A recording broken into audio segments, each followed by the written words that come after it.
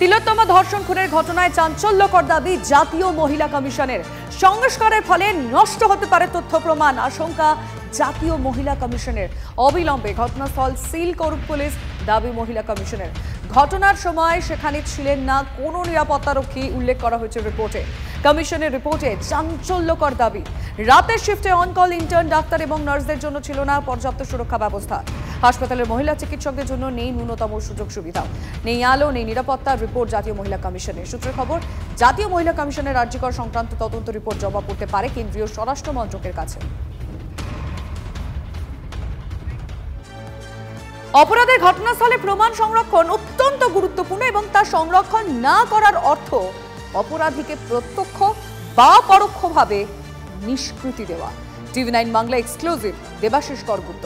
তদন্তকারী সংস্থার অনুমতি ছাড়া ক্রাইম সিনে হাত দেওয়া নিয়ম বিরুদ্ধ এবং যিনি কাজটা চালিয়ে গেছেন তাকে সন্দেহের বাইরে রাখা যায় না। কি বললেন তিনি, শুনুন। গতকাল আমরা দেখেছি যে সেমিনার কক্ষে নৃশংসভাবে তিলোত্তমাকে খুন করা হয়েছে, ধর্ষণ করা হয়েছে, তার পাশের কক্ষই ভাঙা হচ্ছে। যেখানে প্রমাণের কথা, যেখানে প্রমাণ সবথেকে বেশি গুরুত্বপূর্ণ, সেখানে এভাবে কি ভাঙা যায়? আইনের ধারায় কি বলছে বা আইনের বলে কি বলা হচ্ছে?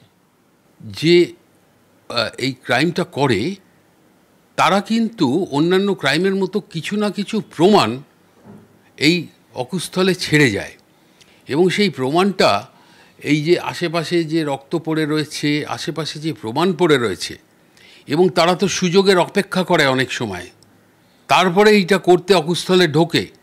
কাজেই পারিপার্শ্বিক যে প্রমাণ, এইগুলোকে সংরক্ষণ করা অত্যন্ত গুরুত্বপূর্ণ।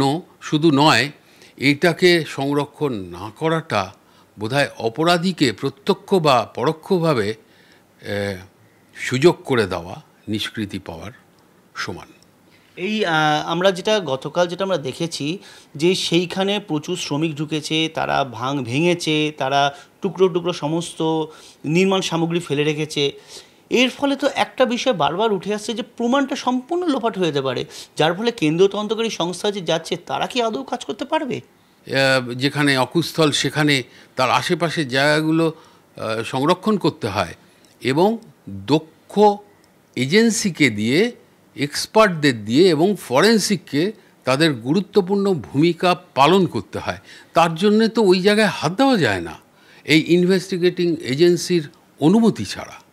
এটা তো একেবারে অবশ্যই করতে হবে এবং এটা যিনি করেন না, ignorance of law is no excuse.